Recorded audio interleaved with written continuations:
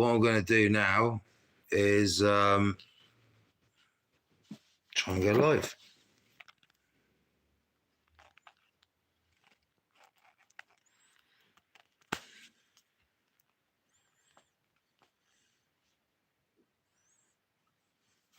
I'm not sure I can rely on that.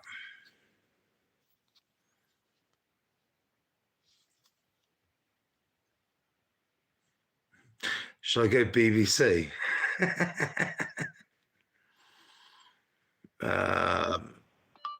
Donald Trump versus Harris debate. Let's try an American channel.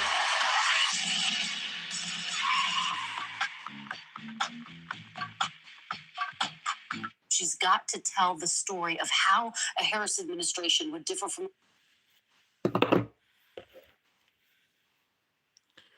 You'll be able to hear it in the backgrounds, guys.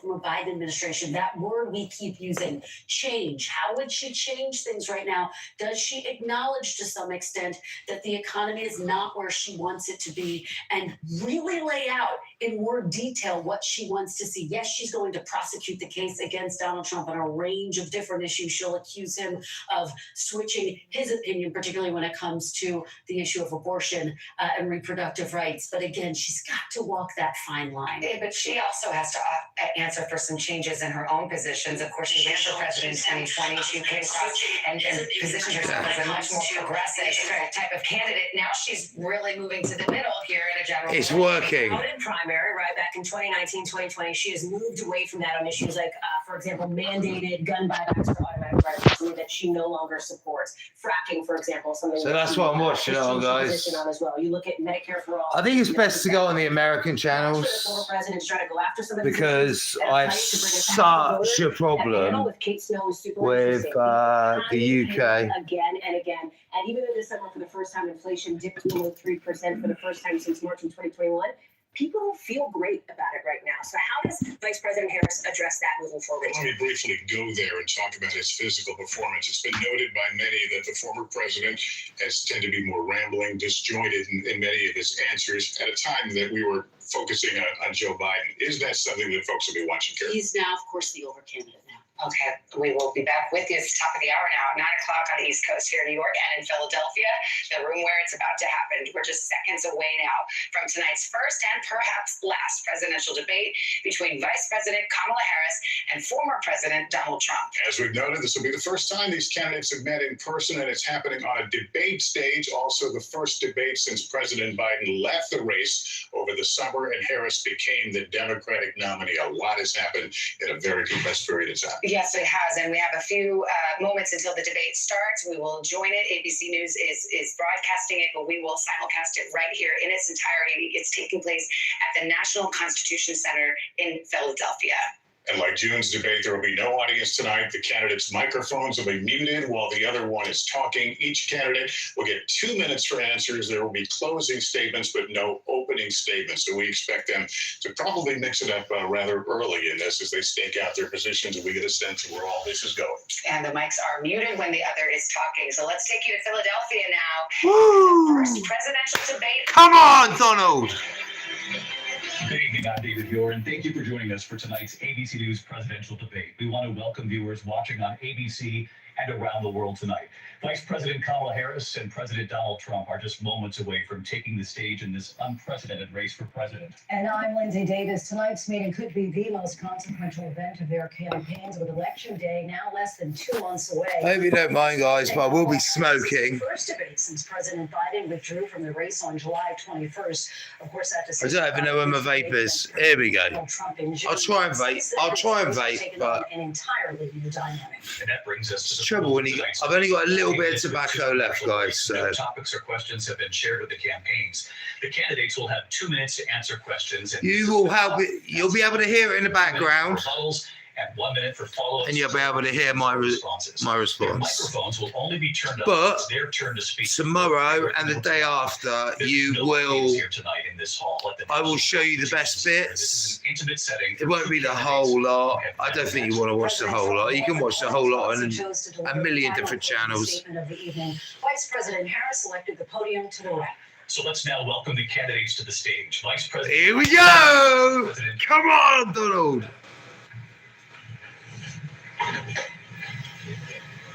Here they come. Here they come. Kamala Harris. Is that good debate? Thank you. Welcome to you both. It's wonderful to have you. It's an honor to have you both here tonight. Good evening. We are looking forward to a spirited and thoughtful debate. So let's get started. I want to begin tonight with the issue that voters repeatedly say is their number one issue, and that is the economy and the cost of living in this country. Vice President Harris, you and President Trump were elected 4 years ago, and your opponent on the stage here tonight often asks Donald Trump voters, are you better off? is the than you were last 4 years chance ago? we have When it of comes to saving this economy, world. Do you believe Americans are better off than they were 4 years ago? So I was raised as a middle-class kid, and I am actually the only person on this stage who has a plan that is about lifting up the middle class and working people of America. I believe in the ambition, the aspirations, the dreams of the American people. And that is why I imagine and have actually a plan to build what I call an opportunity economy. Because here's the thing. We know that we have a shortage of homes and housing, and the cost of housing is. Yeah, and you stick them all on Skid Row, called in California. Yeah, support. where they're all like that on fentanyl. Yeah, A tax cut. great, For isn't those it? families of $6,000, which is the largest child tax credit that we have given in a long time, so that those young families can afford to buy a crib, buy a car seat, buy clothes for their children. My passion, one of them, is small businesses. My mother raised my sister and me, but there was a woman who Donald Trump, raised us. eh? We call her our second mother. She was a small business owner. I love our small businesses. My plan is to give a $50,000 tax deduction to start up small businesses, knowing they are part of the backbone of Trump America's is economy. looking My opponent, on the other focused. hand, his plan is to do what he has done before, which is to provide a tax cut for billionaires and big corporations, which will result in $5 trillion to America's deficit. My opponent has a plan that I call the Trump's sales tax, which would be a 20% tax on everyday goods that you rely on to get through the month. Economists have said that Trump sales tax would actually result for middle-class families in about $4,000 more a year, because of his policies and his ideas about what should be the backs of middle-class people paying for tax cuts for billionaires. President Trump, I'll give you 2 minutes. Go, Don. We'll have no sales tax. That's an incorrect statement. She knows that. We're doing tariffs on other countries. Other countries are going to China. finally, after 75 years, pay us back for all that we've done for the world. And the tariff will be substantial in some cases. I took in billions and billions of dollars, as you know, from China. In fact, they never took. What I say, China? Because it was so much money they can't.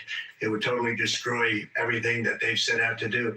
They're taking in billions of dollars from China and other places. They've left the tariffs on. When I had it, I had tariffs, and yet I had no inflation. Look, we've had because inflation has. You see, look at her This face. Country buster. It breaks up countries. We have inflation like very few people have. Good, Donald. Before, probably the worst in our nation's history. We were at 21%, but that's being generous because many things are 50, 60, 70, and 80% higher than they were just a few years ago. This has been a disaster. Do you want for to people, watch? For the middle class, but for every No class. one's watching On top this. of that, we have millions of people pouring into our country from prisons and jails, from mental institutions. And Is it like insane in, asylums, and they're coming in and they're taking jobs that are occupied right now by African Americans and Hispanics, and also unions. Unions are going to be affected very soon. And you see what's happening. You see what's happening with towns throughout the United States. You look at Springfield, Ohio. You look at Aurora in Colorado. They You are can still hear me, taking over guys, towns. can't you? They're taking over buildings. They're going in violently. These are the people that she and Biden led into our country, and they're destroying our Yeah, country. baby. They're dangerous. They're at the highest level of criminality. and we have to get them out. We have to get them out fast. I created one of the greatest economies in the history of our country. I'll do it again and even better. We are going to get to immigration during this debate, but I would like to let Vice President Harris respond on the economy here. Well, I would love to. Let's talk about what Donald Trump left us. Donald Trump left us the worst unemployment since the Great Depression. Because of COVID. It's called COVID. Epidemic in a century. COVID. Trump left us the worst attack on our democracy since the Civil War. And what we have done is clean up Donald Trump's mess. What we have done and this what is I intend bullshit to do already. is build on what we know are the aspirations and the hopes of the American people. But I'm going to tell you all in this debate tonight, you're going to hear from the same old tired playbook. A bunch of lies, grievances, and name calling. What you're going to hear tonight is a detailed and dangerous plan called Project 2025 that the former president intends on implementing if he were elected to get. Look how calm Donald I looks. believe very strongly. Look how calm that the he is, American man. People want a president who love it. understands the importance of bringing us together, knowing we have so much more in common than what separates us. And I pledge to you to be a president for all Americans. President Trump will give you a minute here to respond. Number one, I have nothing to do, as you know, and as she knows better than anyone, I have nothing to do with Project 2025. That's out there. I haven't read it. I don't want to read it purposely. I'm not going to read it. This was a group of people that got together. They came up with some ideas, I guess some good, some bad. But it makes no difference. I have nothing to do. Everybody knows I'm an open book. Everybody knows what I'm going to do. Cut taxes very substantially and create a great economy like I did before. We had the greatest economy. We got hit with a pandemic. And the pandemic was not since 1917, where 100 million people died, has there been anything like it. We did a phenomenal job with the pandemic. Yeah, what are you going to say to that, Harris? A country You know with it's the the truth. economy and with the stock market. That was happened higher all than around it the was world. before the pandemic came in. Nobody's ever seen anything like it. We made ventilators for the entire world. We got gowns, we got masks, we did things that nobody thought possible. And people give me credit for rebuilding the military. They give me credit for a lot of things, but not enough credit for the great job we did with the pandemic. But the only jobs they got were bounce back jobs. These were jobs bounce back, and it bounced back and it went to their benefit. But I was the one that created them. They know it, and so does everybody else. Vice President Harris, I'll let you respond. So Donald Trump has no plan for you. But you couldn't answer what he just said, could you? Because you know it's true. Breaks for the richest people.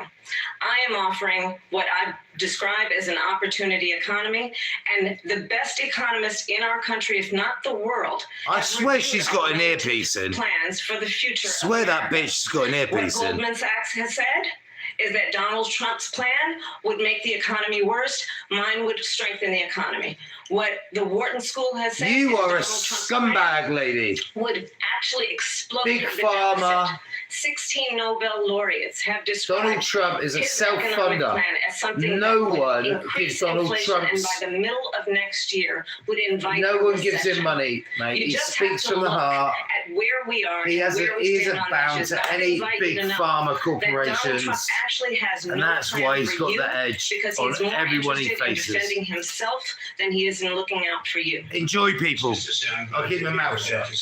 Look, I went to the Wharton School of Finance, and many of those professors, the top professors, think my plan is a brilliant plan. It's a great plan. It's a plan that's going to bring up our worth, our value as a country. It's going to make people want to be able to go and work and create jobs and create a lot of good, solid money for our country. Just to finish off, she doesn't have a plan. She copied Biden's plan, and it's like 4 sentences, like run, spot, run. 4 sentences that he just, we'll try and lower taxes. She doesn't have a plan. Take a look at her plan. She doesn't have a plan. Mr. President, I do want to drill down on something you both brought up. The Vice President brought up your tariffs. You responded, and let's drill down on this, because your plan is what she calls is essentially a national sales tax. Your proposal calls for tariffs, as you pointed out here, on foreign imports across the board. You recently said that you might double your plan, imposing tariffs up to 20% on goods coming into this country. As you know, many economists say that with tariffs at that level, costs are then passed on to the consumer. Vice President Harris has argued it'll mean higher prices on gas, gas, food, clothing, Rubbish. medication, It's not arguing it true. costs the typical family nearly $4,000 Nah. a year. No. Do you believe Americans can afford higher prices because of tariffs? They're not going to have higher prices. What's going to have, and who's going to have higher prices is China and all of the countries that have Fucking been ripping right. us off for years. I was the only president ever. China was paying us hundreds of billions of dollars, and so were other countries. And, you know, if she doesn't like them, they should have gone out and they should have immediately cut the tariffs. But those tariffs are there 3.5 years now under their administration. We are going to take in billions of dollars, hundreds of billions of dollars. I had no inflation, virtually no inflation. They had the highest inflation perhaps in the history of our Look country. at her. Look at the strain on her face. People I can't love go it. out and buy cereal or bacon or eggs or anything else. The people of our country are absolutely dying with what they've done. They've destroyed the economy. And all you have to do is look at a poll. The polls say 80 and 85 and even 90% that the Trump economy was great, that their economy was terrible. Vice President Harris, I do want to ask for your response, and you heard what the president said there, because the Biden administration did keep a number of the Trump tariffs in place. So how do you respond?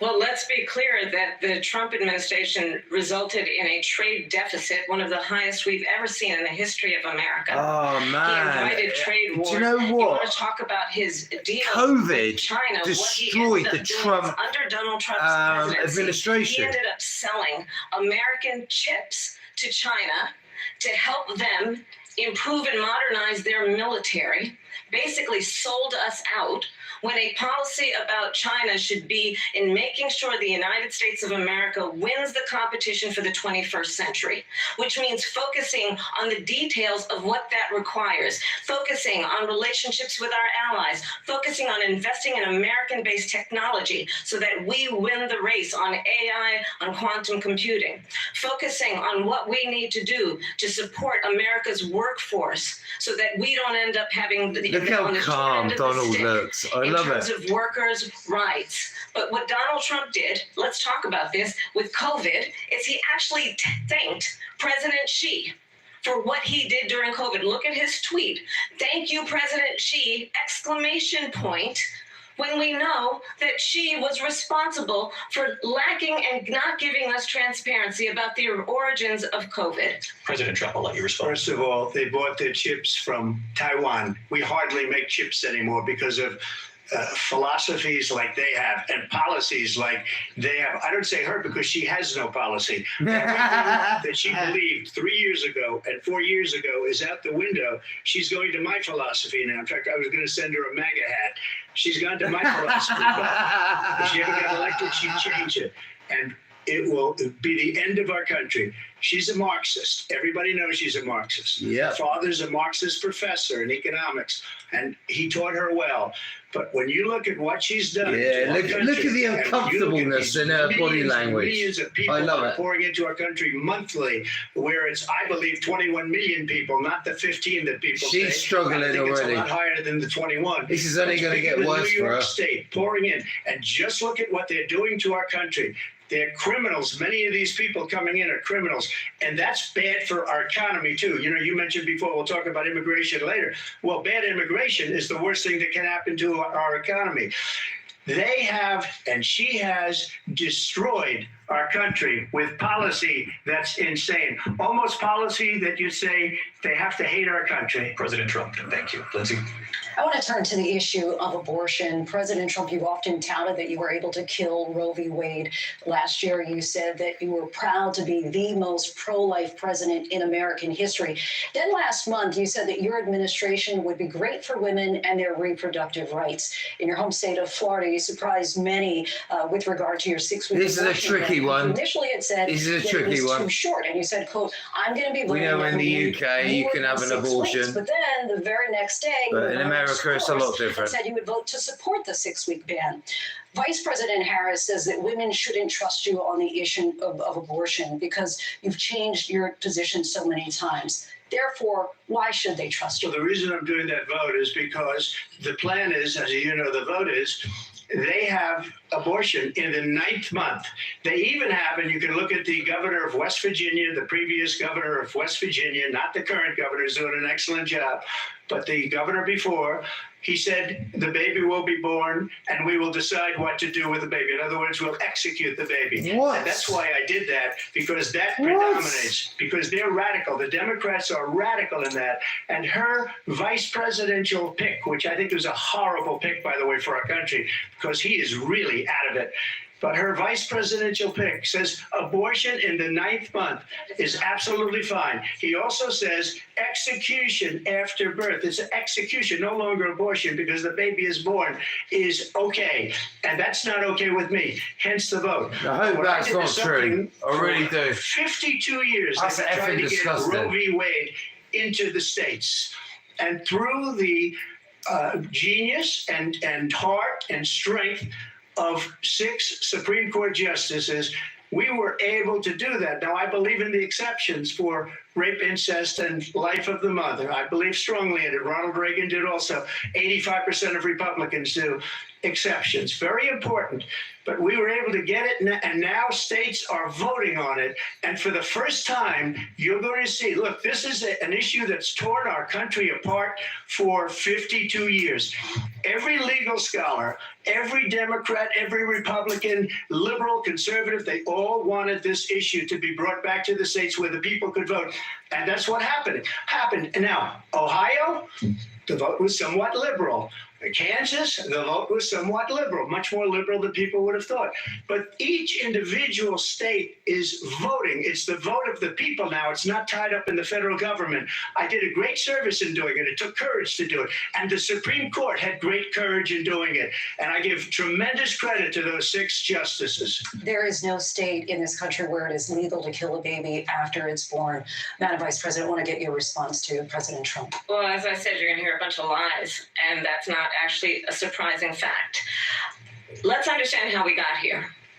Donald Trump hand-selected 3 members of the United States Supreme Court with the intention that they would undo the protections of Roe v. Wade.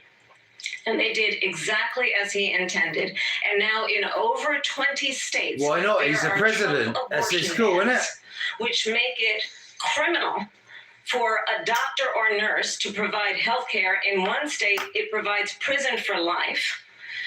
Trump abortion bans that make no exception even for rape and incest, which understand what that means. A survivor of a crime, a violation to their body, That's just not does not true. have the right to make a decision I don't about think what happens to that's their not body. what That Donald is Trump said the immoral. other day. And one does not have to abandon their faith or deeply held beliefs to agree. The government, and Donald Trump certainly, should not be telling a woman what to do with her body. I have talked with women around our country. You want to talk about this is what people wanted?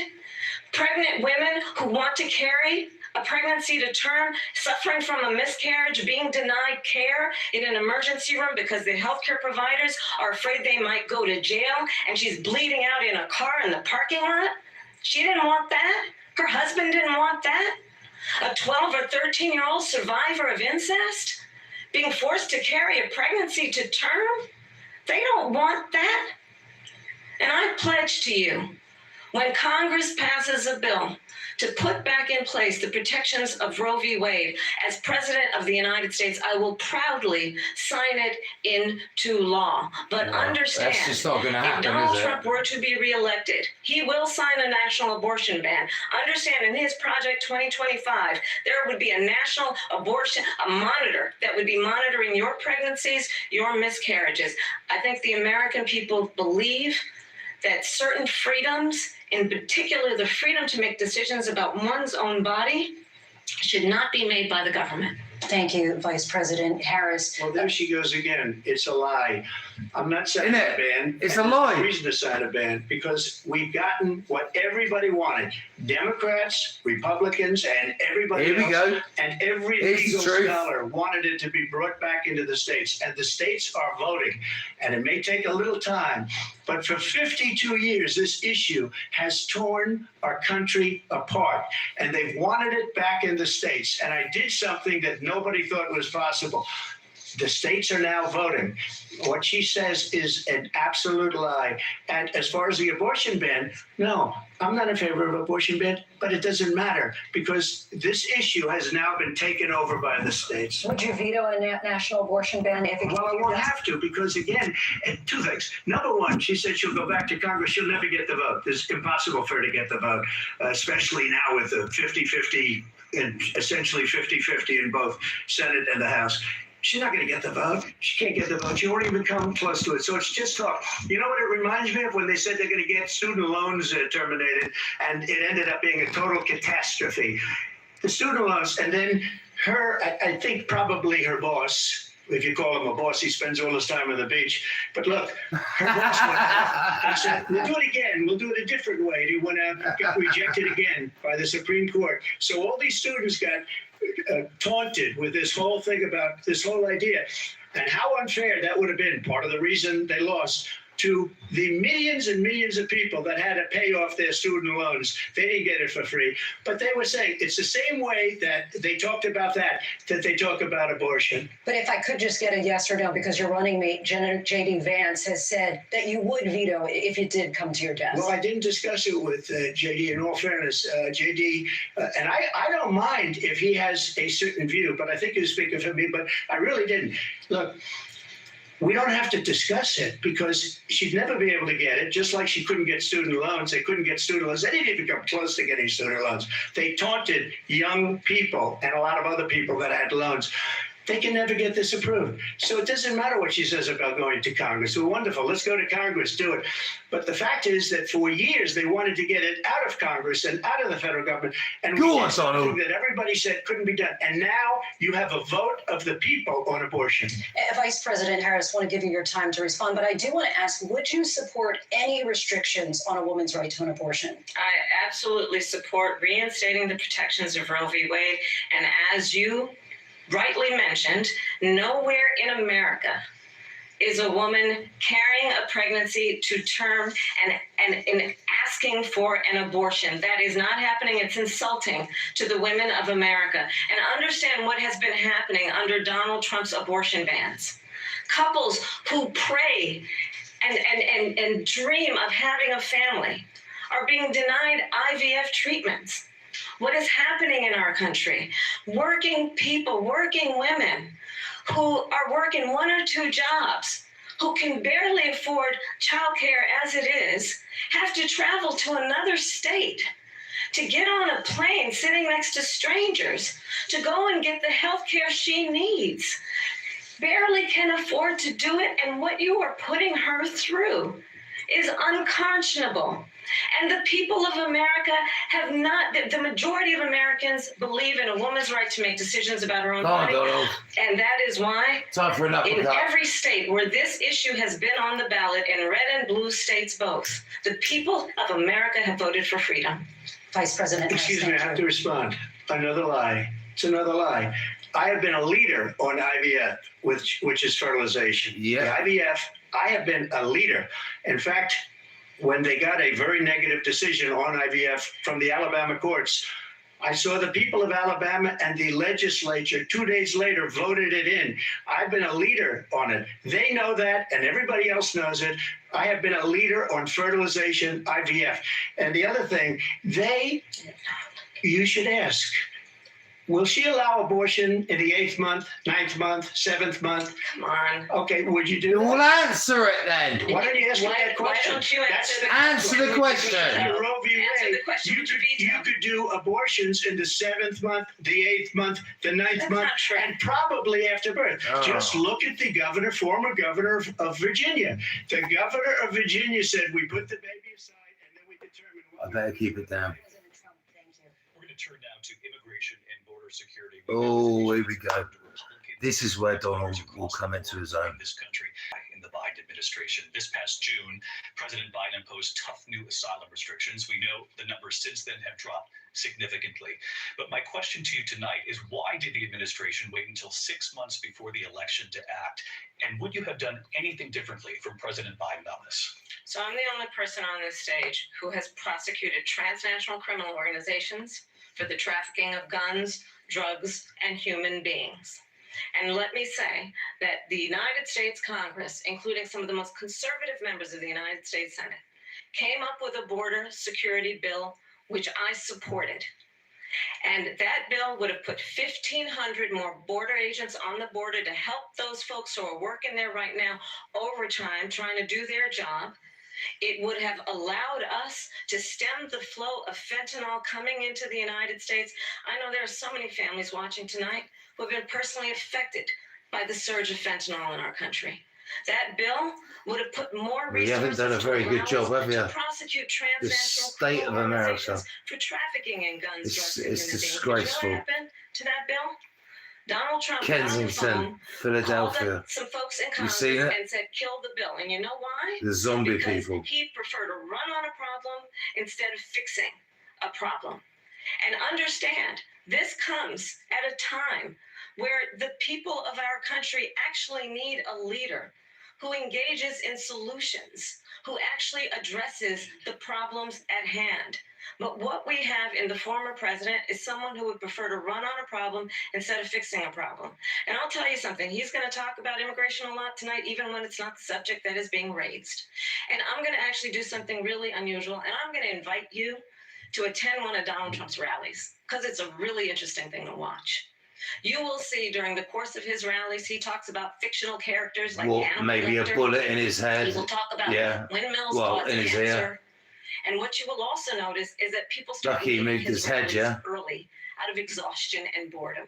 Wonder where that And I came will tell you, from. the one thing you will not hear him talk about is you. You will not hear him talk about your needs, your dreams, and your desires. And I'll tell you, I believe you deserve a president who actually puts you first. And I pledge to you that I will. Oh, you're talking absolute bollocks, Harris. Well, I would like to respond. Let me just God, ask, this why woman did you is try full to of kill that shit. bill, and successfully so, that would have put thousands of additional agents and officers on the border? First, let me respond as to the Please. rallies.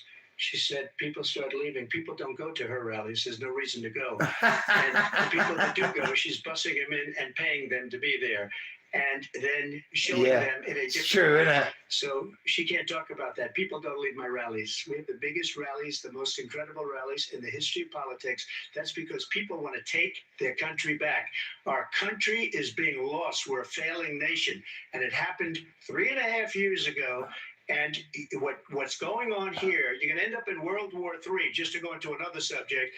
What they have done to our country by allowing these millions and millions of people to come into our country, and look at what's happening to the towns all over the United States. And a lot of towns don't want to talk. It's not going to be Aurora or Springfield.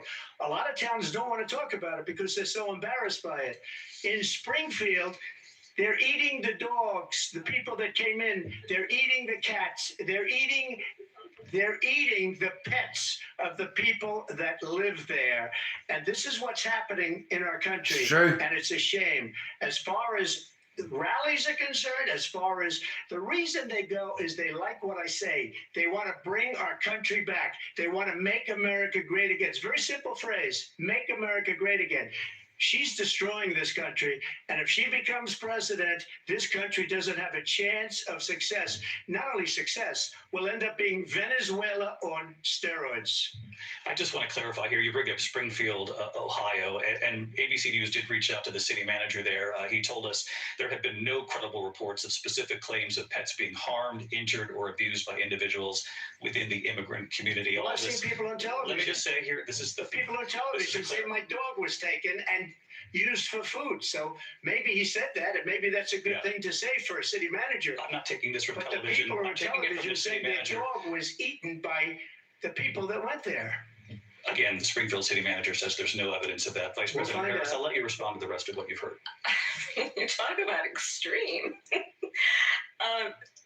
Well, it is extreme. This is, I think, one of the reasons why in this election, I actually have the endorsement of 200 Republicans who have formerly worked with President Bush, Mitt Romney, and John McCain, Yeah. including Yeah, the endorsement of Oh, former Bush, Vice President wonderful. Dick Cheney and Congress member Oh, Liz Dick Cheney, even better.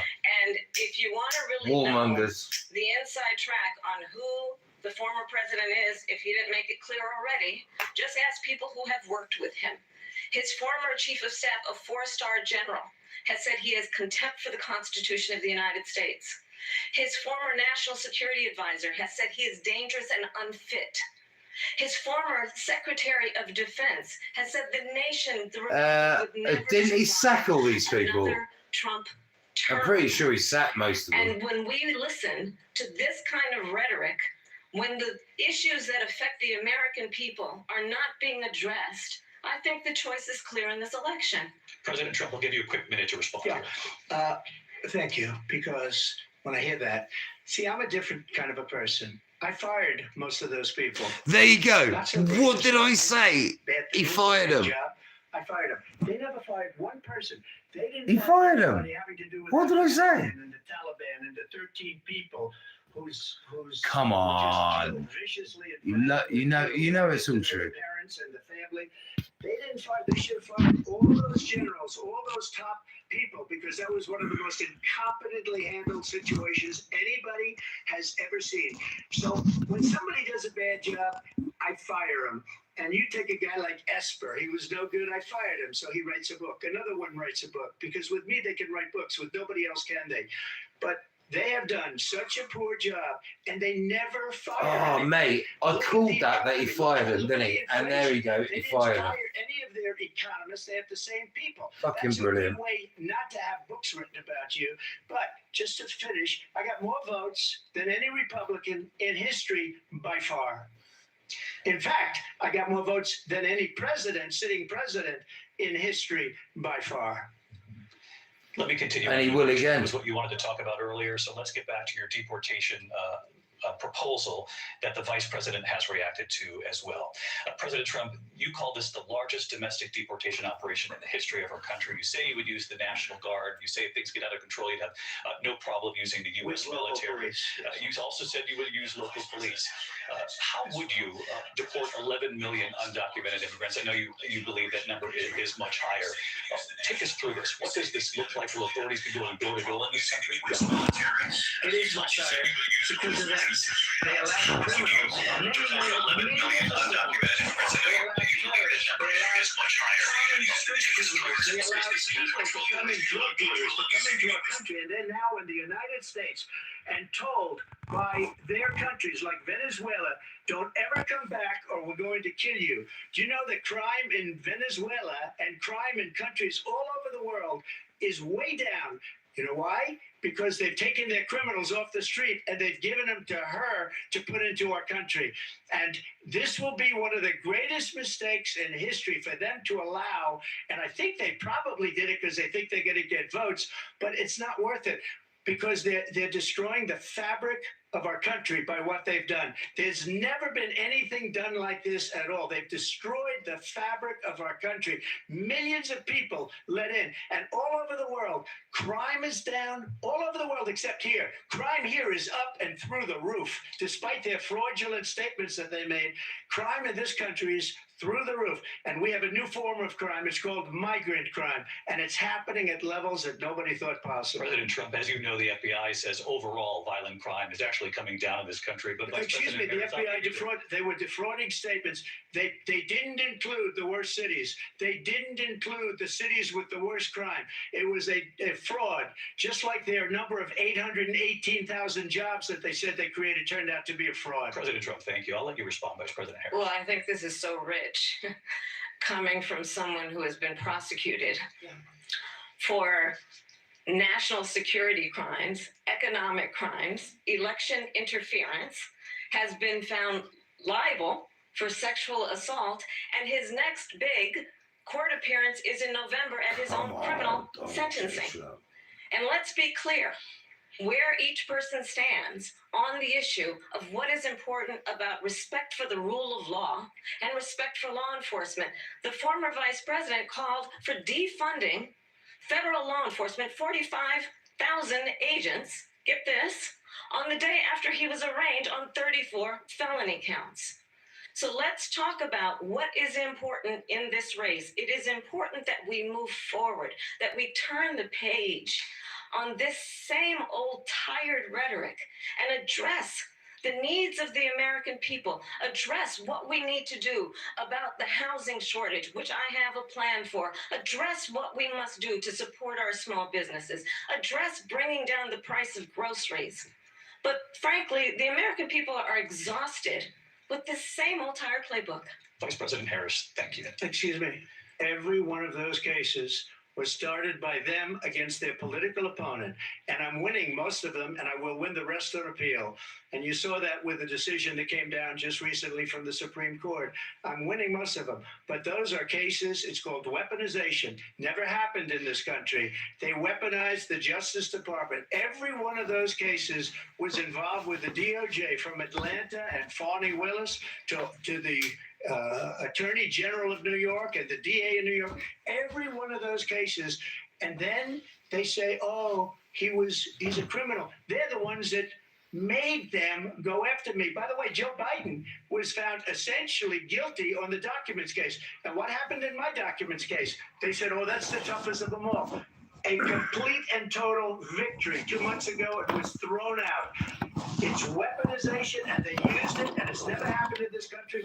They used it to try and win an election. They're fake cases. President Trump, thank you. A really quick response here, Vice President Harris, on this notion of weaponization of the Justice Department. Well, let's talk about extreme and understand the context in which this election in 2024 is taking place. The United States Supreme Court recently ruled that the former president would essentially be immune from any misconduct if he were to enter the White House again. Understand, this is someone who has openly said he would terminate, I'm quoting, terminate the Constitution of the United States, that he would weaponize the Department of Justice against his political enemies.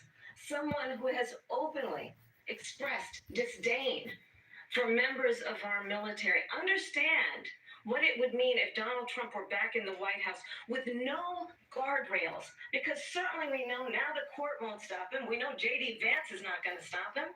It's up to the American people. Vice President Harris, thank you. Lindsay? Vice President Harris, in your last run for president. This is the one that weaponized, not me. She weaponized. I probably took a bullet to their head because of the things that they say about me. They talk about democracy. I'm a threat to democracy. They're the threat to democracy. With a fake Russia investigation that went nowhere. We have a lot to get to. Lindsay? Vice President Harris, in your last run for president, you said you wanted to ban fracking. Now you don't. You wanted mandatory government buyback. Yeah, here we go. Assault weapons. Now The fracking. Says you don't. You supported decriminalizing border crossings. Now you're taking a harder line. I know you say that your values have not changed. So then why have so many of your policy positions changed? Yeah. So my values have not changed, and I'm going to Yeah, they have. at least every point that you've made. But in particular, let's talk about fracking because we're here in Pennsylvania. I made that very clear in 2020. I will not ban fracking. Yeah, but you did in 2019, didn't you? In fact, You did what? the time- 2019, she wanted to ban fracking. 220, when she became vice president, she had a change of My heart. position is But she that couldn't even say that. To invest in diverse sources of energy so we reduce our reliance on foreign oil. We have had the largest increase in domestic oil production in history because of an approach that recognizes that we cannot over-rely on foreign oil. As it relates to my values, let me tell you, I grew up a middle-class kid raised by a hardworking mother who worked as I heard she shagged her way to the top. our first home when I was a teenager. Oh, I ain't joking. The values I bring to I don't think Donald did. home ownership, knowing not everybody got handed $400 million on a silver platter and then filed bankruptcy 6 times. Donald Trump just looks so calm, doesn't he? Say we are going to God work with damn, I love this guy. builders to increase 3 million homes, increase by 3 million homes by the end of my first term. My work that is related to having a friend when I was in high school who was sexually assaulted by her stepfather. And my focus then on protecting women and children from violent crime is based on a value that is deeply grounded in the importance of standing up for those who are most vulnerable. My work that is about protecting Social Security and Medicare is based on long-standing work that I have done, protecting seniors from scams. My values have not changed. And what is important is that there is a president who actually brings values and a perspective that is about lifting people up and not beating people down and name calling. The true measure of the leader is the leader who actually understands that strength is not in beating people down, it's in lifting people up. I intend to be that president. President Trump, Well, first of all, I wasn't given $400 million. I wish I was. My father was a Brooklyn builder, Brooklyn, Queens, and a great father, and I learned a lot from him. But I was given a fraction of that, a tiny fraction, and I built it into many, many billions of dollars, many, many billions. And when people see it, they are even surprised. So we don't have to talk about that. Fracking, she's been against it for 12 years. She's been against that forever. Yeah, you have, Harris. Very wrong. You didn't change your mind when you become vice president. Everybody's laughing at it, okay? They're all laughing at it. She gave up at least 12 and probably 14 or 15 different policies. Like, she was big on defund the police. In Minnesota, she went out, wait a minute, I'm talking now. If you don't mind, please. Does that sound familiar? She went out in Minnesota and wanted to let criminals that killed people, that burned down Minneapolis. She went out Oh, God, I love this man. God, Donald. Now she wants to do transgender operations on illegal aliens that are in prison. This is a radical left liberal that would do this. She wants to It's sick. It's fucking sick. Fracking in Pennsylvania. If she won the election, fracking in Pennsylvania will end on day one. Just to finish one thing, so important in my opinion. So I got the oil business going like nobody has ever done before. When they took over, they got rid of it, started getting rid of it, and the prices were going up the roof. They immediately let these guys go to where they were. I would have been 5 times, 4 times, 5 times higher, because you're talking about 3.5 years ago. They got it up to where I was because they had no choice, because the prices of energy were quadrupling and doubling. You saw what happened to gasoline. So they said, let's go back to Trump. But if she won the election, the day after that election, they'll go back to destroying our country, and oil will be dead, fossil fuel will be dead. We'll go back to windmills, and we'll go back to solar, where they need a whole desert to get some energy to come out. You ever see a solar plant? By the way, I'm a big fan of All solar. the dead But birds. they take 400, 500 acres of desert President soil. Trump, we have a These lot are of not good issues things that for we the have to get environment to. that she We're out of time. understands. Thank you. Lindsay, thank you. We have an election in just 56 days. I want to talk about the peaceful transfer of power, which, of course, we all know is a cornerstone of our democracy, and the role of a president in a moment of crisis. Mr. President, on January 6th, you told your supporters to march to the Capitol. You said you would be right there with them. The country and the world saw what played out at the Capitol that day, the officers coming under attack. This is Trump's biggest headache. You did send out tweets, but it was more. I do believe a lot of it was telling your supporters to go home. Democrat Is there anything FBI undercovers, you did on that day? like they do in this country. If there's a march, Isn't covered. instigators. And patriotically, I said during my speech, not later on. Peacefully and patriotically. And nobody on the other side was killed. Ashley Babbitt was shot by an out-of-control police officer that should have never, ever shot her. It's a disgrace. But we didn't do this group of people that have been treated so badly. I ask, what about all the people that are pouring into our country and killing people that she allowed to pour in? She was the border czar, remember that. She was the border czar. She doesn't want to be called the border czar because she's embarrassed by the border. In fact, she said at the beginning, oh, I'm surprised you're not talking about the border yet. That's because she knows what a bad job they've done. What about those people? When are they going to be prosecuted? When are these people from countries all over the world, not just South America, they're coming in from all over the world, David, all over the world, and crime rates are down all over the world because of it. But let me just when are those people going to be prosecuted? When are the people that burned down Minneapolis going to be prosecuted? Or in Seattle, they went into Seattle, they took over a big percentage of the city of Seattle. When are those people going to be prosecuted? But let me just ask you. Might ask her that question. You were the president. You were watching it unfold on television. It's a very simple question as we move forward toward another election. Is there anything you regret about what you did on that day? yesterday. I had nothing to do with that other than they asked me to make a speech. I showed up for a speech. I said, I think it's going to be big. I went to Nancy Pelosi and the mayor of Washington, D.C., and the mayor put it back in writing, as you know. I said, this is going to be a very big rally or whatever you want to call it. And again, it wasn't done by me. It was done by others. I said, I'd like to give you 10,000 National Guard or soldiers.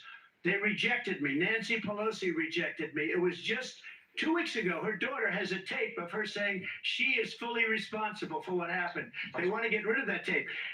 It would have never happened if Nancy Pelosi and the mayor of Washington did their jobs. I wasn't responsible for security. Nancy Pelosi was responsible. She didn't do her job. The question was about you as president, not about former Speaker Pelosi, but I do want Vice President Harris to respond here. Well, there's only so much Trump can do, isn't there? I was the vice president-elect. I was also an acting senator. I was there. And on that day, the president of the United States incited a violent mob. Oh, absolute Our tripe. nation's capital. That is absolute Our nation's rubbish. capital. On that day, 140 law enforcement officers were injured, and some died. And understand, the former president. This has got nothing to do with this election, by the way. For exactly that Nothing. reason. But this is not an isolated situation. Oh, Let's right. remember Charlottesville, where there was a mob of people carrying tiki torches. spewing What about everything Antifa, hate. the far left? And what did Do we the talk about them? president at the time No, we say? just There's talk one about on each side. the right wing. Let's remember that when it came to the Proud Boys on militia. the What about president- Antifa? the former president- They're a terrorist organisation, aren't they? So for everyone They were there, watching who remembers in the force. January 6th But we don't talk about that, do we? I say we don't have Because to they're go part of back. her mob. Let's not go back. We're not going back. It's time to turn the page. And if that was a bridge too far for you, well, there is a place in our campaign for you. Oh, rubbish. Scum. Country to stand for our democracy, to stand for rule of law, and to end the chaos, and to end the approach that is about attacking the foundations of our democracy because you don't like the outcome. And be clear on that point. Donald Trump, the candidate, has said in this election there will be a bloodbath if this and the outcome of this election is not to his liking. Let's turn the page on this. Let's not go back. Let's chart a course for the future and not go backwards to the past. Let me just follow up here. It was a different term, and it was a term that related to energy because they have destroyed our energy business. That was where bloodbath was. Also, on Charlottesville, that story. That's what I love about Donald. He's got an answer for everything, and it's truthful. Facts. Facts always beat crap. Facts always beat lies and propaganda. Facts, facts, facts, facts, facts, facts, facts. This man, Donald J. Trump, is the fact king. These millions of people to come through on the southern border. How come she's not doing anything? And I'll tell you what I would do, and I would be very proud to do it. I would say we would both leave this debate right now. I'd like to see her go down to Washington, D.C. during this debate because we're wasting a lot of time. Go down to, because she's been so bad, it's so ridiculous. Go down to Washington, D.C. and let her sign a bill to close up the border. Because Yeah, they have go the right on. to do it. They don't need bills. They have the right to do it. The president of the United States, you'll get him out of bed, you'll wake him up at 4 o'clock in the afternoon, you'll say, come on, come on.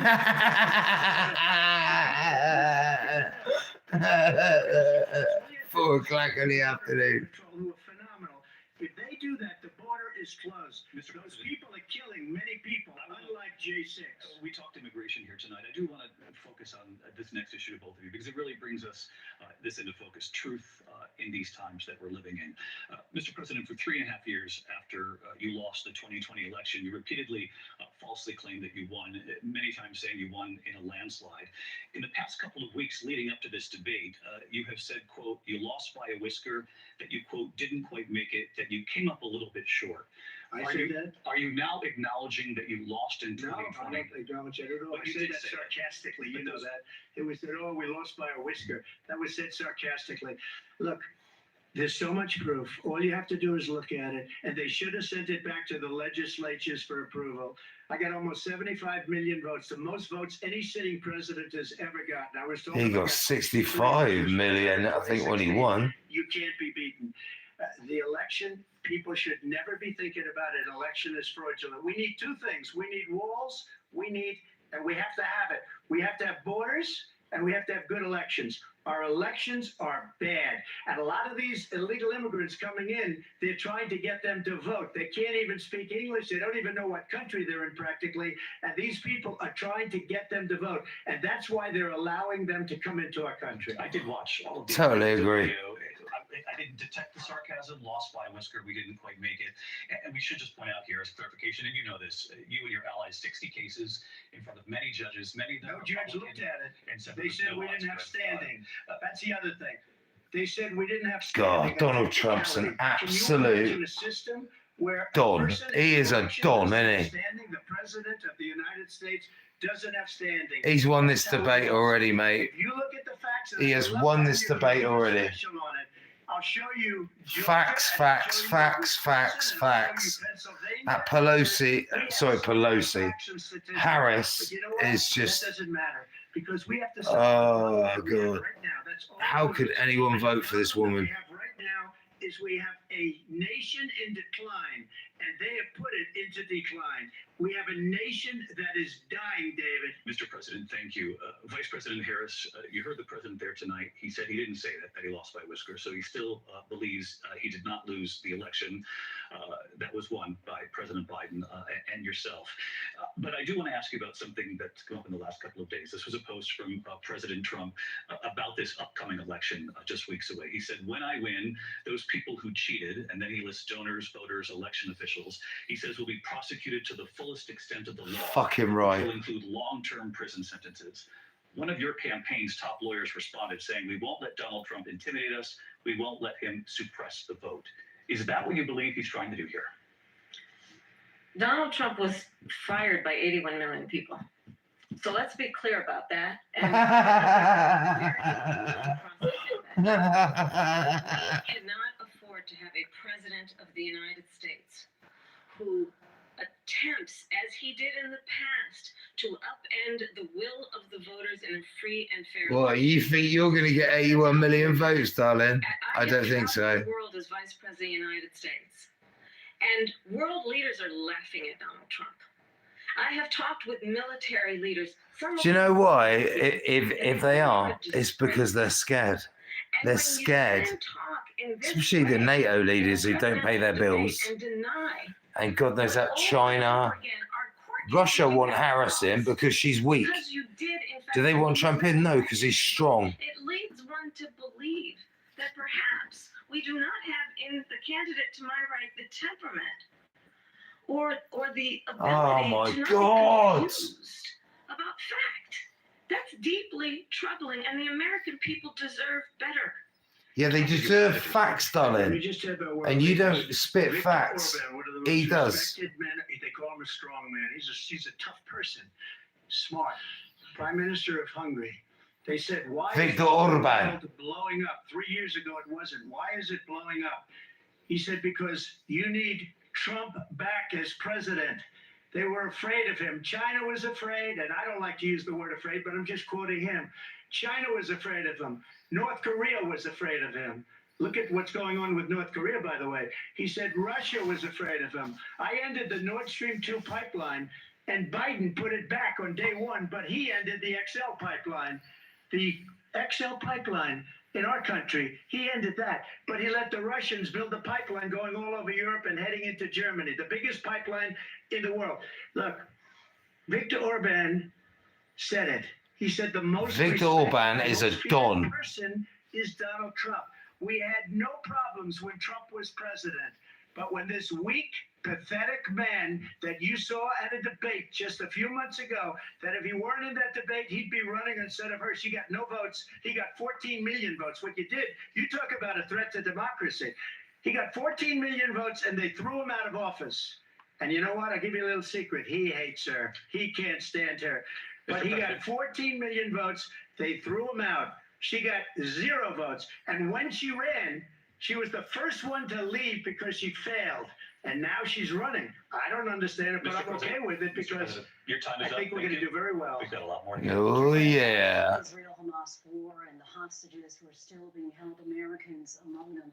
Vice President Harris, in December, you said, quote, Israel has a right to defend itself, but you added, quote, it matters how, saying international humanitarian law must be respected. Israel must do more to protect innocent civilians. You said that 9 months ago. Now an estimated 40,000 Palestinians are dead. Nearly 100 hostages remain. Just last week, Prime Minister Benjamin Netanyahu... You've done a great job there, darling. President Biden has not been able to break through the stalemate. How would you do it? Well, let's understand how we got here. On October 7, Hamas, a terrorist organization, slaughtered 1,200 Israelis. Many of them young people who were simply attending a concert. Women were horribly raped. And so absolutely, I said then, I say now, Israel has a right to defend itself. We would. And how it does so matters. I hope that's all right, guys. It is also true, far too many innocent Palestinians have been killed. Children, mothers. What we know is that this war must end. It must end immediately, and the way it will end is we need a ceasefire deal and we need the hostages out.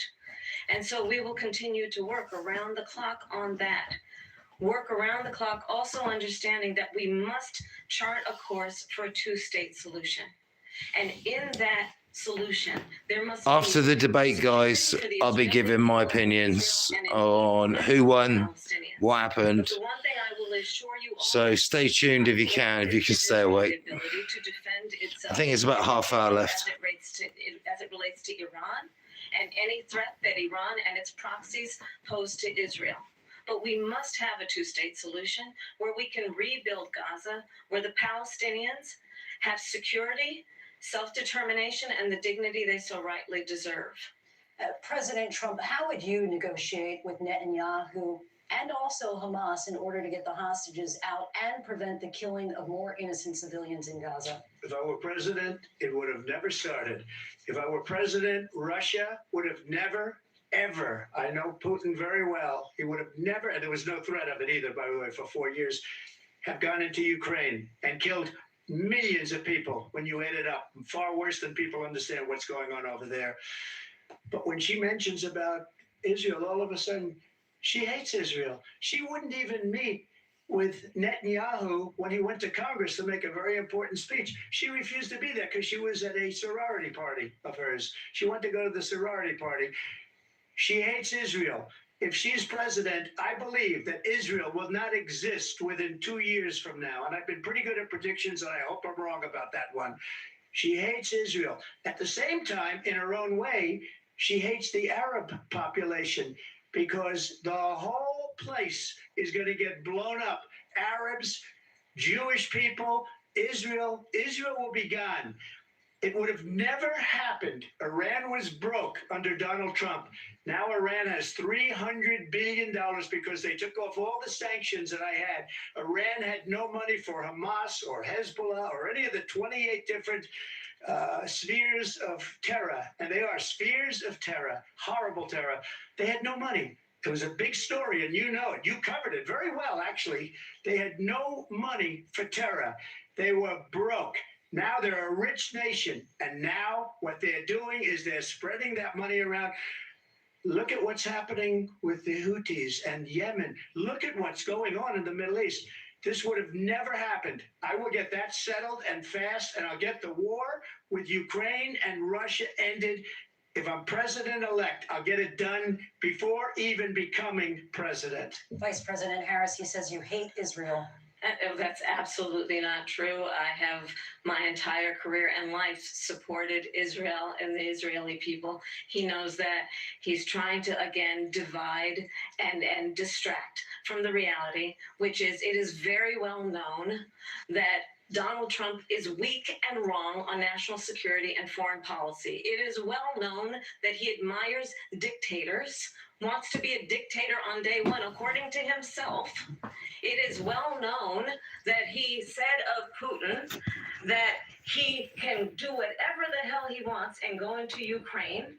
It is well known that he said when Russia went into Ukraine, it was brilliant.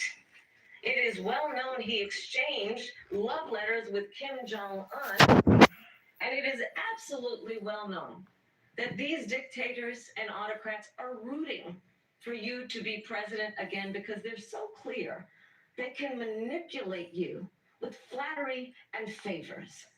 And that is why so many military leaders who you have worked with have told me you are a disgrace. That is why we understand that we have to have a president who is not consistently weak and wrong on Vice national President security, Harris. including the importance of upholding and respecting in highest regard our military. Vice President Harris, thank you. They're the ones, and she's the one that caused it, that's weak on national security by allowing every nation last month for the year, 168 different countries sending people into our country. Their crime rates are way down. Putin endorsed her last week, said, I hope she wins. And I think he meant it because what he's gotten away with is absolutely incredible. It wouldn't have happened with me. The leaders of other Bloody countries right. think that they're weak and incompetent, and they are. They're grossly incompetent. And I just ask one question. Why does Biden go in and kill the Keystone Pipeline and approve the single biggest deal that Russia's ever made, Nord Stream 2, the biggest pipeline anywhere in the world going to Germany and all over Europe? Because they're weak and they're ineffective. And Biden, by the way, gets President paid Trump, a lot of money. Thank you. We have a lot of issues to get to. We'll be right back with much more of this historic ABC News presidential debate from the National Constitution Center right here in Philadelphia. Back in a moment. Well.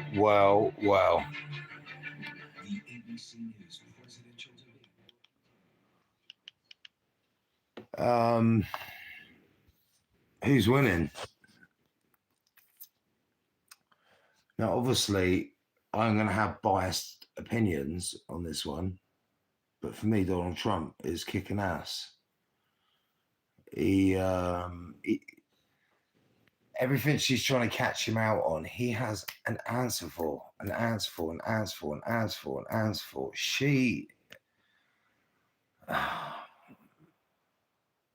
I knew this would happen. And yeah.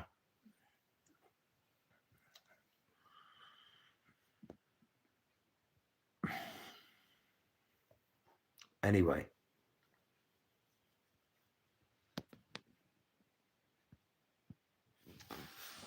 Donald Trump winning the electoral debate so far. I mean, people might say, oh, it's 50-50. At the best, they would say it would be a 50-50 debate. But for me, it's more like 65-35 Trump. And that's being kind to Kamala Harris. She's way better than Biden. But again, Donald Trump has an answer for absolutely everything.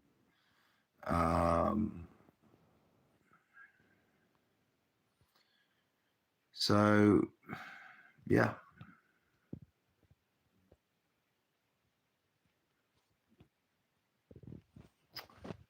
Trump. We need him in office.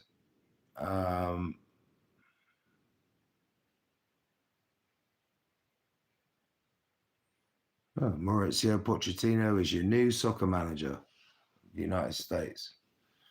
Not a bad appointment.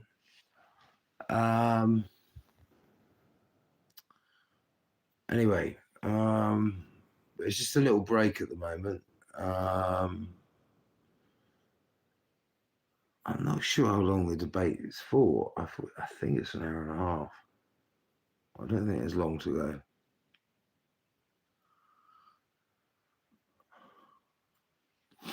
Anyway, I know the picture's not great, guys, but tomorrow it will be a hell of a lot different. This is just a really dodgy live picture from my television.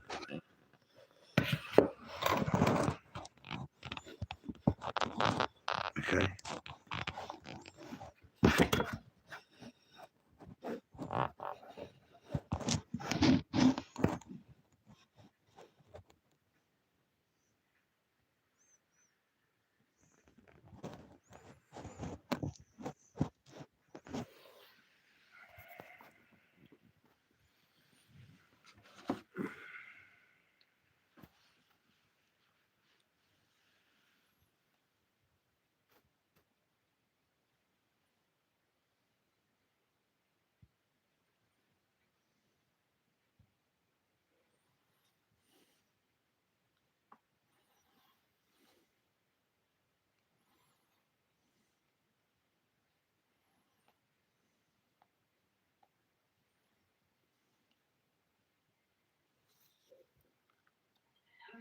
Improve and modernize their. Oh yeah. Okay. So we need to get a better picture.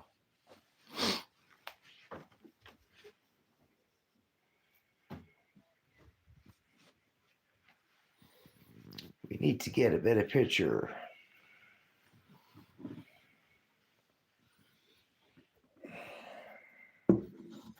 That's a good picture, isn't it? From my hand sanitizer and my world globe.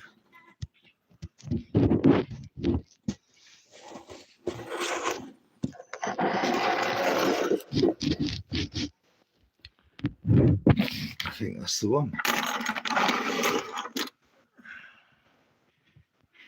Here we go. Round two. Let's turn it up. I want to turn to the war in Ukraine. We're now 2.5 years into this conflict. And Donald Trump is going to end this. And you know what this means for the UK people? Inflation will go. Our food, our fuel, our gas, our electricity, everything will go down when this war ends. And this man is the man to end it. And I want to ask you a very simple question tonight. Do you want Ukraine to win this war? No. I want the war to stop. Yeah. I want to save lives that are being uselessly. It's got to end. Killed. It has to end. It's the millions. It's so much worse than the numbers that you're getting, which are fake numbers. Look, we're in for 250 billion or more because they don't ask Europe, which is a much bigger beneficiary to getting this thing done than we are. They're in for $150 billion less because Biden and you don't have the courage to ask Europe like I did with NATO. They paid billions and billions, hundreds of billions of dollars when I said, either you pay up or we're not going to protect you anymore. So that's maybe one of the reasons they don't like me as much as they like weak people. But you take a look at what's happening. We're in for 250 to 275 billion. They're into 100 to 150. They should be forced to equalize. With that being said, I want to get the war settled. I know Zelensky very well, and I know Putin very well. I have a good relationship, and they respect your president, okay? They respect me. They don't respect Biden. How would you respect him? Why? For what reason? He hasn't even made a phone call in 2 years to Putin. Hasn't spoken to anybody. They don't even try and get it. That is a war that's dying to be settled. I will get it settled before I even become president. If I win, when I'm president-elect, and what I'll do is I'll speak to one, I'll speak to the other, I'll get them together. That war would have never happened. And in fact, when I saw Putin, unfortunately left because our country has gone to hell. But after I left, and ours, Donald, and ours, he did it after UK as well. I said, oh, he must be negotiating. It must be a good, strong point of negotiation. Well, it wasn't, because Biden had no idea how to talk to him. He had no idea how to stop it. And now you have millions of people dead, and it's only getting worse, and it could lead to World War III. Don't kid yourself, David. We're playing with World War III, and we have a president that we don't even know if he's. Where is our president? We don't even know if he's a president. And just to clarify They here, threw him out of a campaign like a dog. We don't even know. Is he our president? But we have a president Mr. that President, doesn't know he's alive. your time is up. Just to clarify the question, do you believe it's in the U.S. best interest for Ukraine to win this war, yes or no? I think it's the U.S. best interest to get this war finished and just get it done. All right. Negotiate a deal, because we have to stop all of these human lives from being destroyed. I want to take this to Vice President Harris. I want to get your thoughts on support for Ukraine in this moment, but also as Commander-in-Chief, if elected, how would you deal with Vladimir Putin, and would it be any different from what we're seeing from President Biden? Well, first of all, it's important to remind the former president you're not running against Joe Biden, you're running against me. I believe the reason that Donald Trump says that this war would be over within 24 hours is because he would just give it up. And that's not who we are as Americans. Let's understand what happened here. I actually No, he met with would Zelensky negotiate a a few days peace before treaty. Russia invaded, tried through force to change territorial boundaries, to defy one of the most important international rules and norms, which is the importance of sovereignty and territorial integrity. And I met with President Zelensky. I shared with him American intelligence about how he could defend himself. Days later, I went to NATO's eastern flank, to Poland and Romania. And through the work that I and others did, we brought 50 countries together to support Ukraine in its righteous defense. And because of our support, because of the air defense, the ammunition, the artillery, the javelins, the Oh my tanks God. we have provided, Ukraine. What have we got to do with Ukraine? What has America got to do with Ukraine? Putin would be sitting in Kyiv right now. More like Europe, Understand and what that would I couldn't mean, give a because shit Putin's what agenda Vladimir Putin's is up not to, just mate. about Like, as long as Ukraine. it doesn't encroach Understand why the in the European inside the allies European and our Union NATO borders, allies are so even though thankful we're not part of that the you are EU, no longer we're still, president, it's still and that Europe. we understand the importance of the I'm greatest sorry. military alliance the world has ever It's an known, old which is NATO. Soviet Union state. You let them deal with themselves. To preserve the ability of Zelensky and the Ukrainians to fight for their independence. Otherwise, Putin would be sitting in Kyiv with his eyes on the rest of Europe, starting with Poland. And why don't you tell the 800,000 have a Polish day Americans right off. here in Pennsylvania, And that would trigger NATO, darling. for the sake of faith, That would trigger and what NATO. you think is a friendship, World War with III, his then country, a yes. dictator, And we would would eat you absolutely lunch. tear Russia to President Harris, smithereens. thank you. We've heard You from do realise that, on don't you? Ukraine tonight. Afghanistan came up in the last Fucking hour. hell. I wanted her to respond to something you said earlier, and please, I'll give you a minute here. Putin would be sitting in Moscow, and he wouldn't have lost 300,000 men and women, but he would have been sitting in Moscow. Quiet, please. He would have been sitting in Moscow, much happier than he is right now. But eventually, you know, he's got a thing that other people don't have. He's got nuclear weapons. They don't ever talk about that. He's got nuclear weapons. Nobody ever thinks about that. And eventually, maybe he'll use them, and maybe he hasn't been that threatening. But he does have that, something we don't even like to talk about. Nobody likes to talk about it. But just so you understand, they sent her to negotiate peace before this war started. 3 days later, he went in and he started the war. Everything they said was weak and stupid. They said the wrong things. That war should have never started. She was the emissary. They sent her in to negotiate with Zelensky and Putin. What a And she joke. did. And the war started 3 days later. And that's the kind of talent we have with her. She's worse than Biden. In my opinion, I think he's the worst president in the history of our country. She goes down as the worst vice president in the history of our country. But let me tell you something. She is a horrible negotiator. They sent her in to negotiate as soon as they left. Putin did the invasion. President Trump, thank you. You did bring up something. You said she went to Facts, negotiate with Vladimir facts, Putin. Vice President Harris, facts. have you ever met Vladimir Putin? Can you clarify tonight? Yet again, I said it at the beginning of this debate, you're going to hear a bunch of lies coming from this fellow. And that is another one. When I Well, went no, it's to not, is meet it? with President Zelensky, I've now met with him over 5 times. The reality is it has been about standing as America always should, as a leader upholding international rules. You are not the as a world's leader who police. shows strength, understanding that the alliances we have around the world are dependent on our ability to look out for our friends and not favor our enemies because you adore strongmen instead of caring about democracy.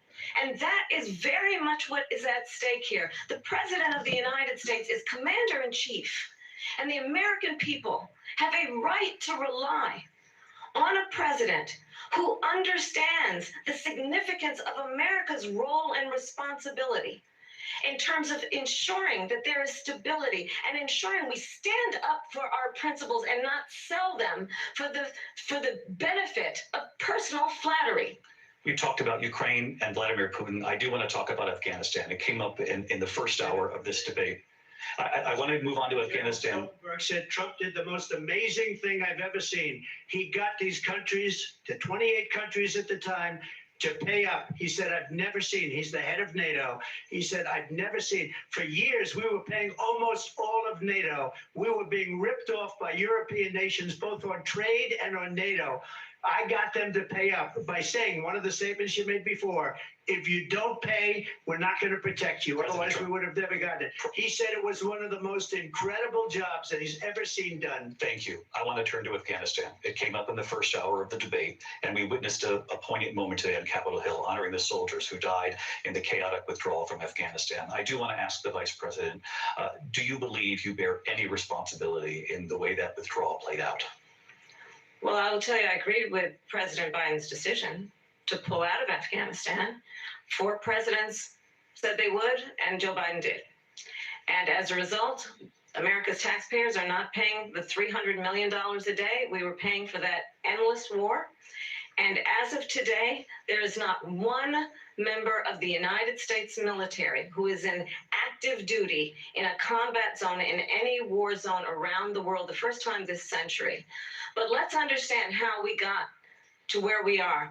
Donald Trump, when he was president, negotiated one of the weakest deals you can imagine. He calls himself a deal maker. Even his national security advisor said it was a weak, terrible deal. And here's how it went down. He bypassed the Afghan government. He negotiated directly with a terrorist organization called the Taliban. The negotiation involved the Taliban getting 5,000 Taliban terrorists released. And get this.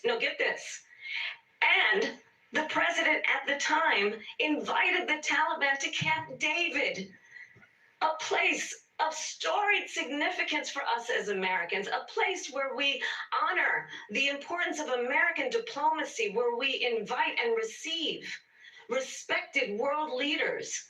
And this former president, as president, invited them to Camp David because he does not again appreciate the role and responsibility of the President of the United States to be commander-in-chief with a level of respect.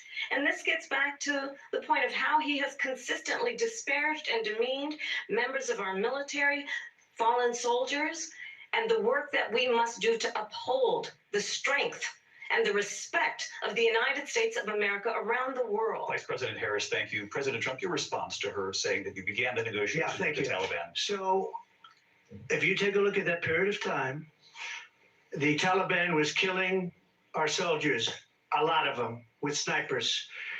And I got involved with the Taliban because the Taliban was doing the killing. That's the fighting force within Afghanistan. They don't bother doing that because, they deal with the wrong people all the time. But I got involved. And Abdul is the head of the Taliban. He is still the head of the Taliban. And I told Abdul, don't do it anymore. You do it anymore, you're going to have problems.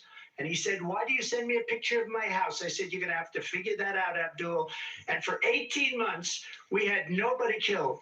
We did have an agreement negotiated by Mike Pompeo. It was a very good agreement. The reason it was good, it was we were getting out. We would have been out faster than that, but we wouldn't have lost the soldiers. We wouldn't have left many Americans behind. And we wouldn't have left $85 billion worth of brand new, beautiful military equipment behind. And just to finish, they blew it. The agreement said you have to do this, and they didn't do it. They didn't do it. The agreement was terminated by us because they didn't do what they were supposed to do. I want to move on. And these people did the worst withdrawal, and in my opinion, the most embarrassing moment in the history of our country. And by the way, that's why Russia attacked Ukraine, because they saw how incompetent she and her boss are. President Trump, thank you. I want to move on now to race and politics in this country. Mr. President, you recently said of Vice President Harris, quote, "I didn't know she was black until a number of years ago when she happened to turn black, and now she wants to be known as black." I want to ask a bigger picture question here tonight. Why do you believe it's appropriate to weigh in on the racial identity of your opponent? Because she changed I it. don't care. I don't care what she is. I don't care. You make a big deal out of something. I couldn't care less. Whatever she wants to be is okay with me. But those were your words. So I don't know. I don't know. I mean, all I can say is I read where she was not black, that she put out, and I'll say that. And then I read that she was black, and that's okay. Either one was okay with me. That's up to her. That's up to her. Vice President Harris, your thoughts on this? I think it's, I mean, honestly, I think it's a tragedy that we have someone who wants to be president who has consistently, over the course of his career, attempted to use race to divide the American people. Oh, rubbish. You know, I do believe that the vast majority of us know we have so much more in common than what separates us, and we don't want this kind of approach that is just constantly trying to divide us, and especially by race. And let's remember how Donald Trump started. He was he owned buildings, and he was investigated because he refused to rent property to black families. Let's remember, this is the same individual who took out a full-page ad in the New York Times calling for the execution of 5 young Black and Latino boys who were innocent, the Central Park 5. Took out a full-page ad calling for their execution. This is the same individual who spread birther lies about the first black president of the United States. And I think the American people want better than that, want better than this, want someone who She is such a liar. We see in each other. You know, a friend. she We see spits in each other propaganda, a right? Donald Trump We doesn't. don't want a leader who is constantly trying to have Americans point their Are you fingers white at or are each you other. black? I meet with You people look like a all the half time caste to me. who tell Bit me, of black, bit of white. can we please just Nothing have wrong in that. I'm discourse multicultural about myself. how we're going to invest in the aspirations you know, and the ambitions and the dreams of the American people. why can't you just say Knowing that multicultural? regardless of people's color or the language their And the fact grandmothers you shagged speak, your way we all have the same to where dreams you and are. aspirations and want a Because we, president who invests I in know that those story. I don't know why who Donald can Trump be don't go down that individuals. alley, but I think that's a bit too controversial. Lindsay? President Trump, this is now your 3rd time. This is the most divisive presidency in the history of our country. There's never been anything like it. They're destroying our country, and they come up with things like what she just said. Going back many, many years, when a lot of people, including Mayor Bloomberg, agreed with me on the Central Park 5, they admitted, they said, they pled guilty. And I said, well, if they pled guilty, they badly hurt a person, killed a person ultimately. And if they pled guilty, then they pled, we're not guilty. But this is a person that has to stretch back years, 40, 50 years ago, because there's nothing now. I built one of the greatest economies in the history of the world, and I'm going to build it again. It's going to be bigger, better, and stronger. But they're destroying our economy. They have no idea what a good economy is. Their oil policies, every single policy. Look at the look on her face. She is like, When he spits facts, look at her body language. I've got a degree in body language. She is fucking. She knows he is telling the truth. I can tell you that for now. Briefly. Clearly, I am not Joe Biden, and I am certainly not Donald Trump. And what I do offer is a new generation of leadership for our country. Yeah, wokery. in what is possible, one who brings a sense of optimism You're a fucking about joke. what we can do instead of always disparaging Do you know what? the American The people. first female president in the in what we United can States, do to I hope, is a wonderful strengthen our woman. small businesses, which is Strong, why I like have a Donald plan. Trump, Let's a talk real about our strong plans personality and with let's compare the facts. plans. Not I this have piece a of plan shit. to give She startup really is businesses lowlife. $50,000 tax deduction to pursue Donald Trump's their won this ambitions, their debate innovation, hands their down. ideas, their hard work. I have a plan, $6,000 for young families for the first year of your child's life. Yada, to help yada, you in yada. that most critical stage of your child's development. I have a plan that is about allowing people to be able to pursue what has been fleeting in terms of the American dream by offering a help with down payment of $25,000 down payment assistance for first-time home buyers. That's the kind of conversation, I believe, David, that people really want tonight, as opposed to a conversation that is constantly about belittling and name-calling. Let's turn the page Vice President and move Harris, forward. thank you. Let's turn to policy. President Let's turn Trump, back we to have policy. to move on. President Trump. Let's turn to policy, She has please. a plan to defund the police. She has a plan to confiscate everybody's gun. President Trump, She we has do a have to plan move on to to not other allow issues. fracking in Pennsylvania or anywhere else. Okay. That's what her plan is until just recently. I just need Lindsay, to go ahead. respond. President Trump, No, the President former Trump. president has said No, I'm something sorry. twice that I need to No, respond to. I'm sorry. I We're just gonna need to move respond on, Vice one President time Harris. to Cut the mic, cut the mic, cut the mic. Time running for president, you have long vowed to repeal and replace the Affordable Care Act, also known as Obamacare. You have failed to accomplish that. You now say you're going to keep Obamacare, quote, unless we can do something much better. Last month, you said, quote, we're working on it. So tonight, 9 years after you first started running, do you have a plan, and can you tell us what it is? Obamacare was lousy health care, always was. It's not very good today. And what I said, that if we come up with something, and we are working on things, we're going to do it and we're going to replace it. But remember this, I inherited Obamacare because Democrats wouldn't change it. They wouldn't vote for it. They were unanimous. They wouldn't vote to change it. If they would have done that, we would have had a much better plan than Obamacare. But the Democrats came up, they wouldn't vote for it. I had a choice to make when I was president. Do I save it and make it as good as it can be, never going to be great, or do I let it rot? And I felt I had an obligation, even though politically it would have been good to just let it rot and let it go away. I decided, and I told my people, the top people, and they're very good people. I have a lot of good people in that administration. We read about the bad ones. We had some real bad ones too, and so do they. They have really bad ones. The difference is they don't get rid of them. But let me just explain. I had a choice to make. Do I save it and make it as good as it can be, or do I let it rot? And I saved it. I did the right thing. But it's still never going to be great, and it's too expensive for people. And what we will do is we're looking at different plans. If we can come up with a plan that's going to cost our people, our population, less money and be better health care than Obamacare, then I would absolutely do it. But until then, I'd run it as good as it can be run. So just a yes or no, you still do not have a plan? I have concepts of a plan. I'm not president right now. But if we come up with something, I would only change it if we come up with something that's better and less expensive.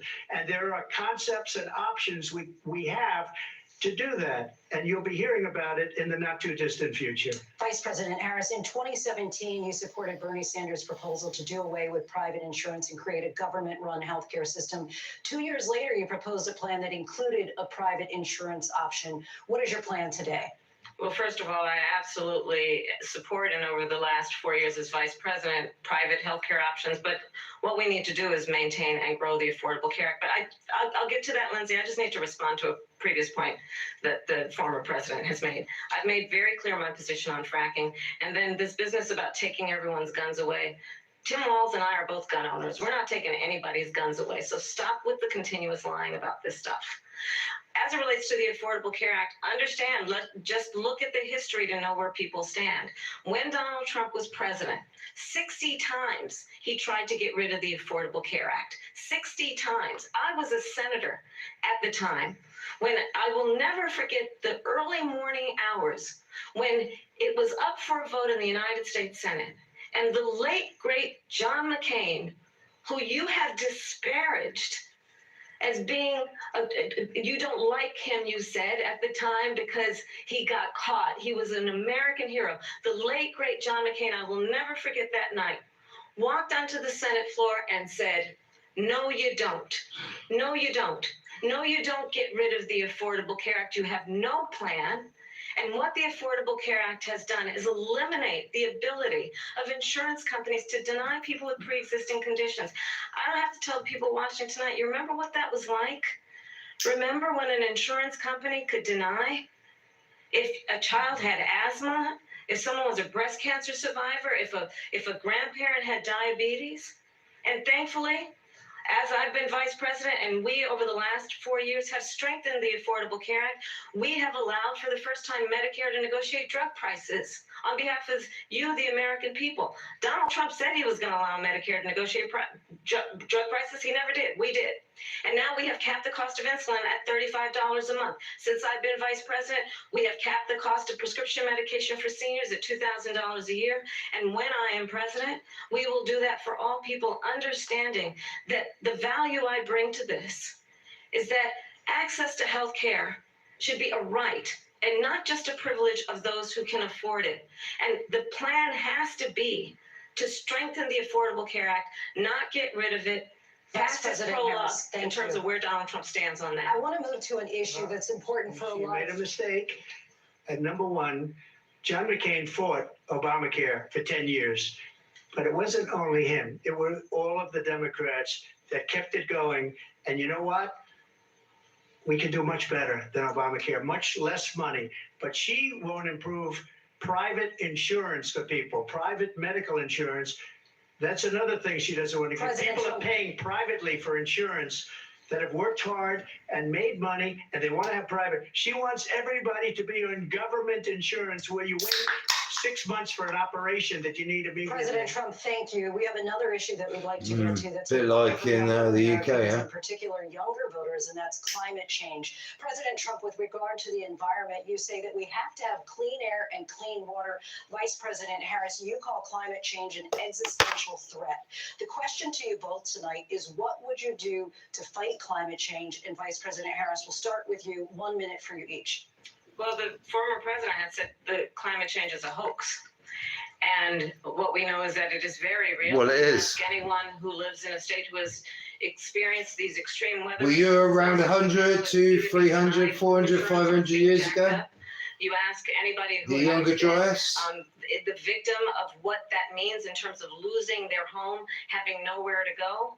We know that we can actually deal with this issue. The young people of America care deeply about this issue. And I am proud that as vice president over the last 4 years, we have invested $1 trillion in a clean energy. Because I'll tell you what, while we there's been no hot weather in my country this year. to historic levels. None. We It's have created cold. over 800,000 new manufacturing jobs while It's I have freezing, been vice president. and it's We September. have invested in clean energy to the point that we are opening up factories around the world. Donald Trump said he was going to create manufacturing jobs. He lost manufacturing jobs. And I'm also proud to have the So endorsement where's this of the extreme United heat? Auto Workers and Sean Fain, who also know that part of building a clean energy economy includes investing in American-made products, American automobiles. It includes growing what we can do around American manufacturing and opening up auto plants, not closing them like happened under Donald Trump. Vice President Harris, thank you. That didn't happen under Donald Trump. Let me just tell you, they lost 10,000 manufacturing jobs this last month. It's going, they're all leaving. They're building big auto plants in Mexico, in many cases owned by China. They're building these massive plants, and they think they're going to sell their cars into the United States because of these people. What they have given to China is unbelievable. But we're not going to let that. We'll put tariffs on those cars so they can't come into our country, because they will kill the United Auto Workers and any auto worker, whether it's in Detroit or South Carolina or any other place. What they've done to business and manufacturing in this country is horrible. We have nothing because they refuse. You know, Biden doesn't go after people because supposedly China paid him millions of dollars. He's afraid to do it between him and his son. They get all this money from Ukraine. They get all this money from all of these different countries. And then you wonder, why is he so loyal to this one, that one, Ukraine, China? Why is he? Why did he get $3.5 million from the mayor of Moscow's wife? Why did she pay him $3.5 million? This is a crooked administration, and they're selling our country down the tubes. President Trump, thank you. Thank you. We'll be right back with closing statements from both of our candidates. An historic night, this ABC News presidential debate from Philadelphia. Back in a minute.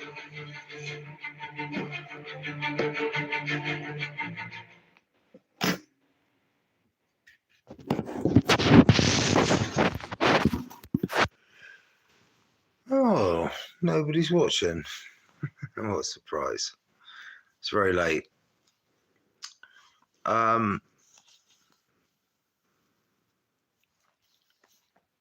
Harris has done a lot better than I thought she would. But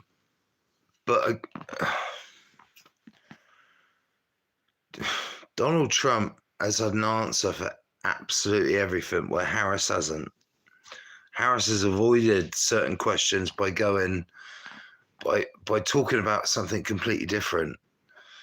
Where Donald Trump hasn't. He's actually gone, hang on a minute, I want to go back to what she said originally. And that's where gives Donald Trump the edge for me. He's covered every base. And if this is the only debate they're going to have, it's a shame.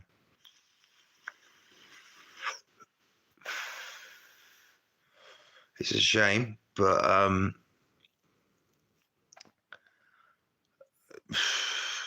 this doesn't change anything for me. I can't see anything but a Donald Trump victory in this election. And I see a powerful victory for Donald Trump.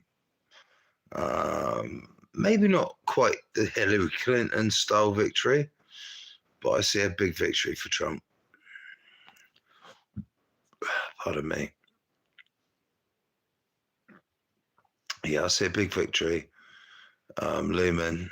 I think it's November the 6th, is it? Something around then. We shall be covering it. Closing statements coming up. And then I shall be making a video which I'll put out on Euro Wars. I really wish people would go over to my new channel, but do you know what? I might just have to get new viewers for my new channel if you lot ain't going to go over to it. You know what I mean? I can't make you go over to it. But, you know, some of the documentaries, some of the things that I've got coming up are going to be pretty wicked. So maybe you'll just be fascinated by what I'm making and come over anyway.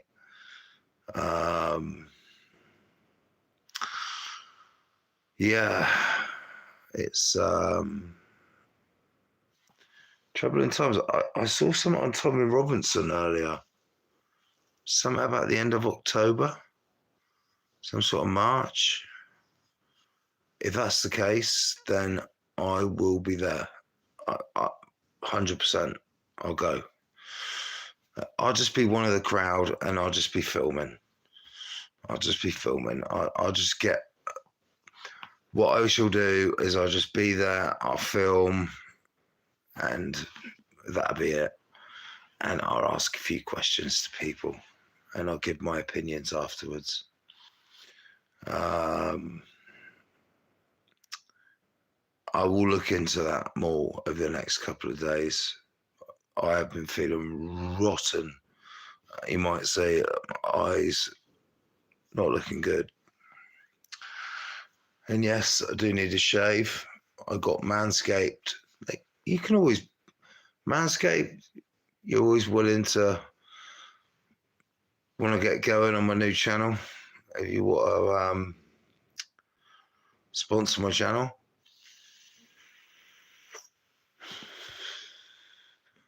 I'm open to it. But I'll be giving my thoughts.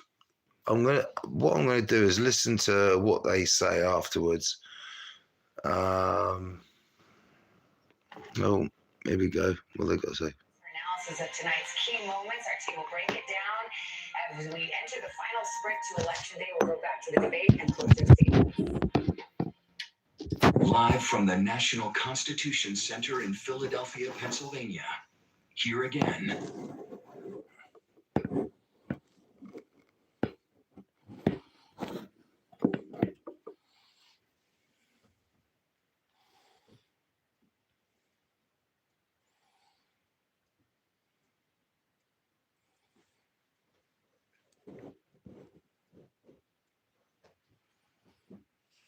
Hey.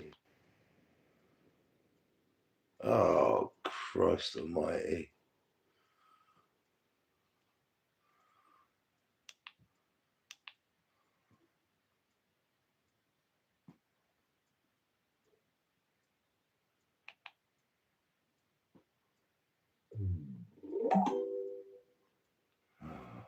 God.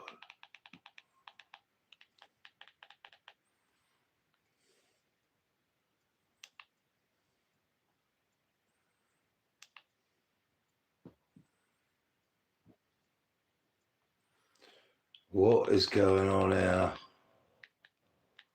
I want the closing statements.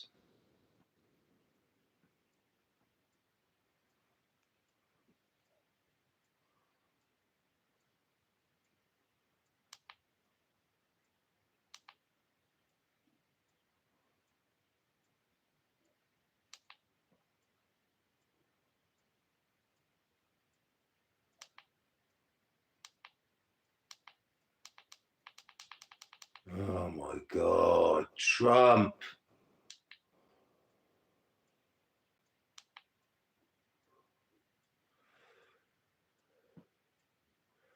Tonight, the two.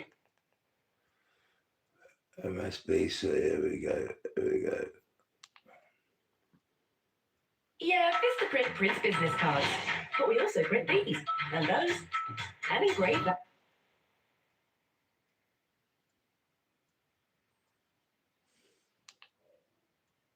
What the fuck, man?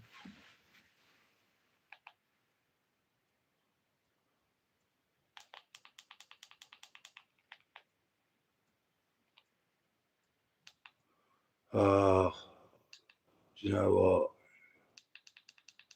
Oh, I don't believe this.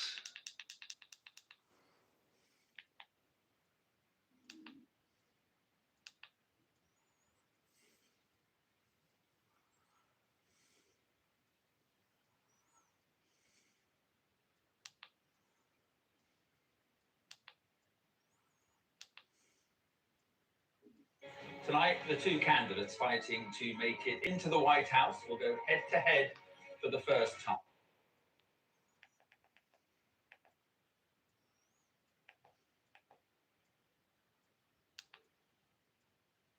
Didn't she do it? We're a failing nation. We're a nation that's in serious decline. We're being laughed at all over the world. All over the world, they're laughed. I know the leaders very well. They're coming to see me. They call me. We're laughed at all over the world. They don't understand what happened to us as a nation. We're not a leader. We don't have any idea what's going on. We have wars going on in the Middle East. We have wars going on with Russia and Ukraine. We're going to end up in a third world war, and it'll be a war like no other because of nuclear weapons, the power of weaponry. I rebuilt our entire military. She gave a lot of it away to the Taliban. She gave it to Afghanistan.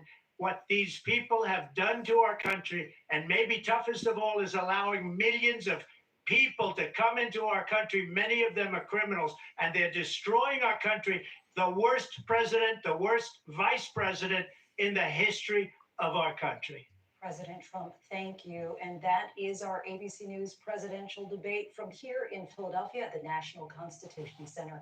I'm Lindsay Davis. And I'm David Muir. Well, I missed Kamala Harris's all of us here at ABC News. Good night.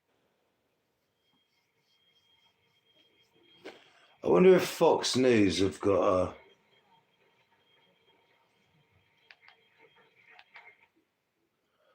a Fox.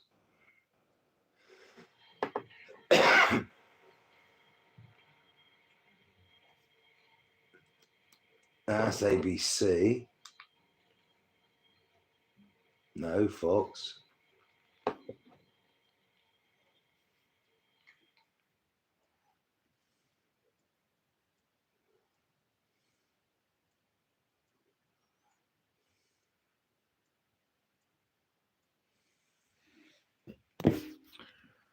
Well, that was it.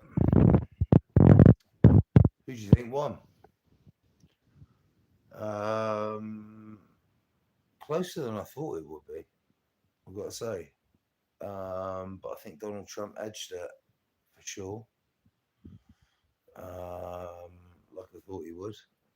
But Kamala Harris was a lot better than I thought she would be. But her points were pathetic. They were weak. But she had better points. I'm comparing her to Biden.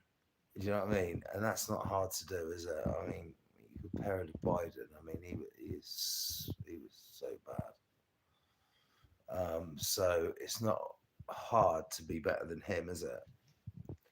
Donald Trump won the debate, clear. He will be the next president of the United States. There's no doubt about it. It's coming. If you don't think it is, you're in for a big shock, because it is. Anyway, Tula, I'm going to watch now. What I'm going to go on to Fox, because they're a little bit more. Well, they just be honest. If they think Kamala Harris had the better of Donald Trump, they will say so. But they are a little bit more pro-Trump. But I'm certainly not going to sit on CNN, because they'd be, oh, Kamala Harris, oh my God. Busy. Peace out. Videos to come of the breakdown of the biggest debate yet, and the final debate before the election. Come on, Donald Trump. Fight, fight, fight. Good night. Thank you for anyone joining. Or if you're watching, rewind. It's pretty boring. You can watch it yourselves without the interruptions of me moving the camera around. But I said I'd show you it live, and I did. See you later, guys.